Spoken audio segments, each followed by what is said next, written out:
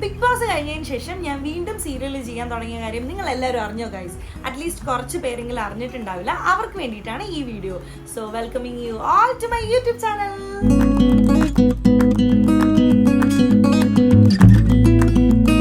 Actually Big Boss കഴിഞ്ഞതിന് ശേഷം സീരിയലിലോട്ട് എങ്ങനെയാണ് കയറിയത് എന്ന് ചോദിച്ചു എന്ന് വെച്ചാൽ അതൊരു നീണ്ട കഥയാണ്. എന്നാൽ പോലും ഞാനത് ചുരുക്കി പറയാം.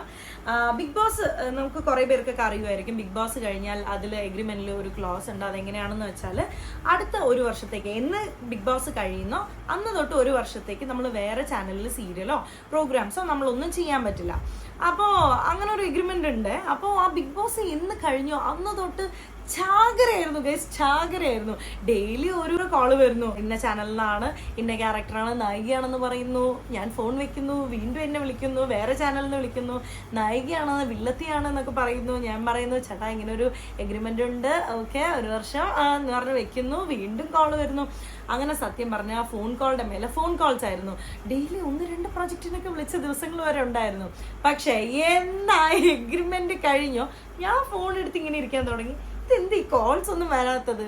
സത്യം പറഞ്ഞാൽ ആ വന്ന കോൾസിനൊന്നും ഒരു കാര്യമില്ലാതെ അങ്ങനെ ഇരിക്കുകയാണ് എനിക്കൊരു കോള് വരുന്നത്. ഞാൻ ഭയങ്കര എക്സൈറ്റഡ് ആവുന്നുണ്ട്.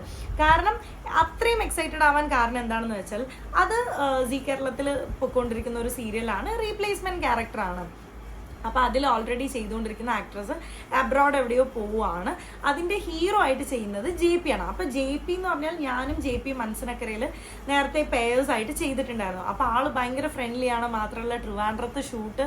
അപ്പോൾ റീപ്ലേസ്മെന്റ് ആണെങ്കിൽ പോലും ഇപ്പോൾ 1 വർഷത്തോളം ആയി ആ സീരിയൽ സ്റ്റാർട്ട് ചെയ്തിട്ട്, എന്നാൽ പോലും റീപ്ലേസ്മെന്റ് ആണെങ്കിൽ പോലും അതൊരു ചാലഞ്ചിങ് ആണല്ലോ. ഇപ്പോൾ മനസ്സിനക്കര സീരിയലിലാണെങ്കിൽ പോലും ആദ്യം അഞ്ജലിയായിട്ട് ചെയ്തിരുന്നത് വേറൊരു ആക്ട്രസ് ആണ്. അതിനുശേഷം ഞാൻ കയറുകയാണ്. അപ്പോൾ ആദ്യം തുടക്കത്തിലൊക്കെ എനിക്ക് നല്ല ചീത്തവിളിയും ഈ അഞ്ജലി വേണ്ട പഴയ അഞ്ജലി മതി എന്നൊക്കെ പറഞ്ഞ് കുറേ കമൻസ് കണ്ടെങ്കിലും ഒരുപാട് താമസിയാതെ തന്നെ ഭയങ്കര സപ്പോർട്ട് എനിക്കുണ്ടായി. അപ്പോൾ എനിക്ക് അങ്ങനെ ചാലഞ്ചസ് എടുക്കാൻ എനിക്ക് ഇഷ്ടമുള്ള ഒരാളായത് കാരണം ഞാൻ പറഞ്ഞു ശരി 1 വർഷം ആണെങ്കിലും കുഴപ്പമില്ല, നമുക്കിത് നോക്കാമെന്ന് പറഞ്ഞ് ഞാൻ ഭയങ്കര എക്സൈറ്റഡ് ആയിട്ട് അതിൻ്റെ ഓഡീഷനൊക്കെ പോയി. അതിൻ്റെ ആ ഒരു മേക്കപ്പും ഔട്ട്ഫിറ്റും എല്ലാം അതുപോലത്തേക്ക് ഇട്ട് നമ്മൾ ഓഡീഷനൊക്കെ അറ്റൻഡ് ചെയ്തു.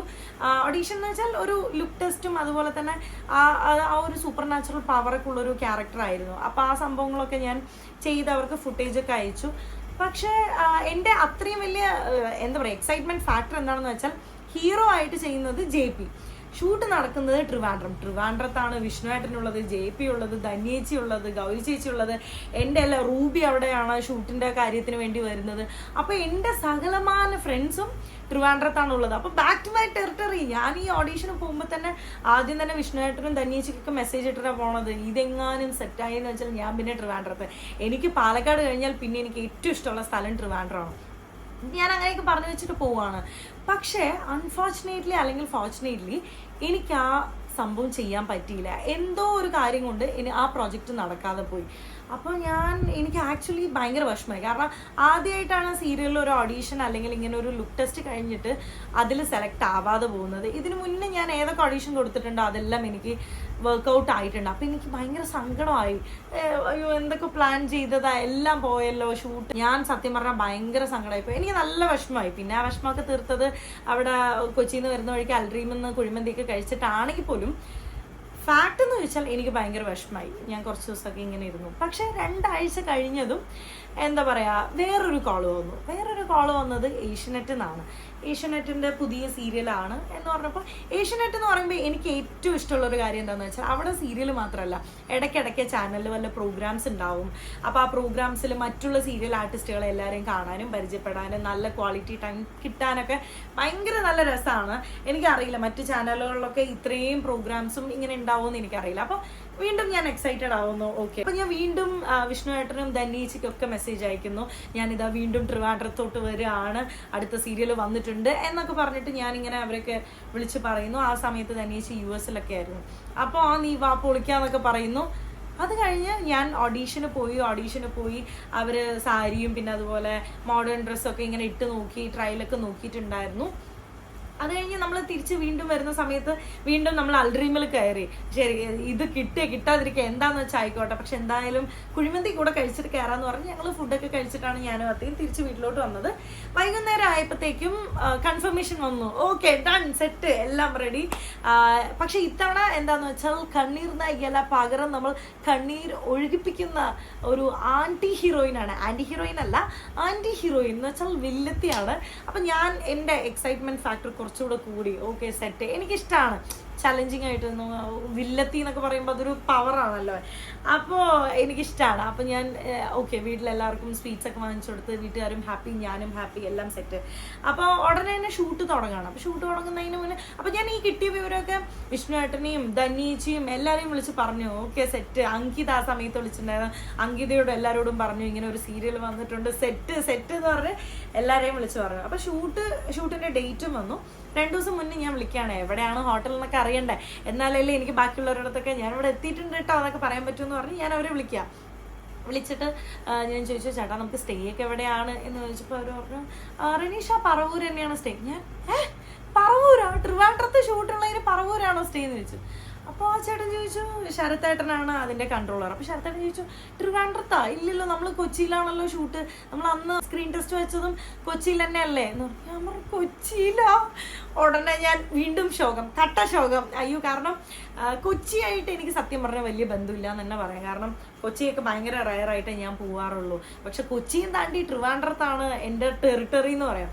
ഞാൻ വീണ്ടും ധന്യേച്ചിനെയും വിഷ്ണുവേട്ടനെയൊക്കെ വിളിച്ചു, എല്ലാം പോയി, ഹദാ ഹുദ ഗോവിന്ദ എല്ലാം പോയി. വീണ്ടും കൊച്ചിയിലാണ് ഷൂട്ട് എന്ന് പറഞ്ഞു. അവർ പറഞ്ഞു, പിന്നെ അവർ തന്നെ സമാധാനിപ്പിച്ചു, സാരല്ല, നീങ്ങോട്ട് ഫ്രീ ആകുമ്പോൾ ട്രിവാൻഡ്രത്തോട്ട് പോവാ, അല്ലെങ്കിൽ ഞങ്ങൾ കൊച്ചി വരുമ്പോൾ മീറ്റ് ചെയ്യാം, അങ്ങനെയൊക്കെ പറഞ്ഞ് അങ്ങനെ ഞാൻ ഫസ്റ്റ് ഡേ പോയി. അങ്ങനെ ആ ഒരു സംഭവം കൺഫേം ആയി, എല്ലാം ഓക്കെ ആയി. ഞാൻ പിന്നെ എന്നെ തന്നെ സമാധാനിപ്പിച്ച് ഞങ്ങൾ ഫസ്റ്റ് ഡേ പോയി.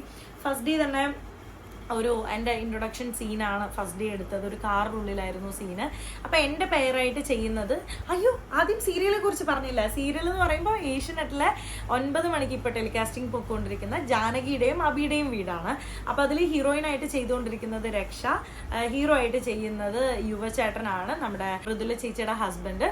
ആൻഡ് അതിൽ യുവചേട്ടൻ്റെ അനിയൻ്റെ വൈഫായിട്ടാണ് ഞാൻ വരുന്നത്. അപ്പം എൻ്റെ ഹസ്ബൻഡായിട്ട് ചെയ്യുന്നത് മിഥുൻ ചേട്ടനാണ്. അപ്പം എൻ്റെ ക്യാരക്ടർ പേര് നിരഞ്ജന.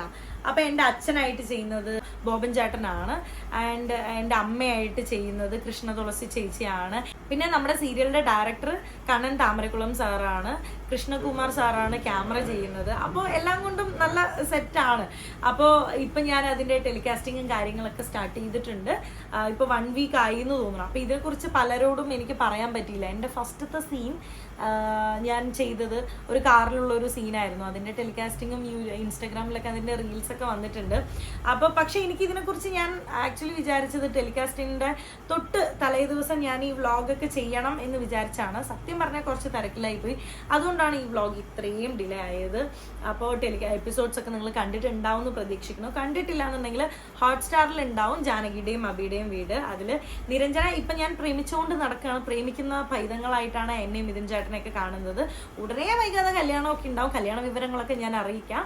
അപ്പോൾ ഇപ്പം ഞാൻ വളരെ പോസിറ്റീവായിട്ട് ഒരു കുടുംബത്തിലെ കുത്തുവിളക്ക് പോലെയൊക്കെയാണ് കാണിക്കുന്നതെങ്കിൽ പോലും കല്യാണം കഴിഞ്ഞു എന്ന് വെച്ചാൽ വമ്പൻ ട്വിസ്റ്റ് ഉണ്ട്. ഞാൻ വൻ നെഗറ്റീവ് ആവും. അപ്പോൾ അത് നെഗറ്റീവ് ആവുന്നത് എങ്ങനെയൊക്കെയാണ് എൻ്റെ ക്യാരക്ടറുടെ പോക്ക് എന്നൊക്കെ അറിയണമെന്നുണ്ടെങ്കിൽ എല്ലാവരും സീരിയൽ കാണാം.